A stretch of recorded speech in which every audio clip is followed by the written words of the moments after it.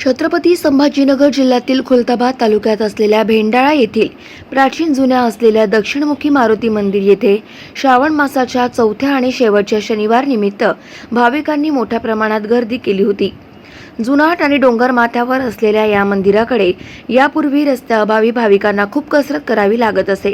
मात्र येथील सामाजिक कार्यकर्ते प्रवीण इंगळे यांनी स्वखर्चाने भाविकांना जाण्यासाठी रस्ता बनवून दिल्यामुळे येथील गावकरी आणि भाविकांनी प्रवीण इंगळे सामाजिक कार्यकर्त्यांची भव्य मिरवणूक ही काढली।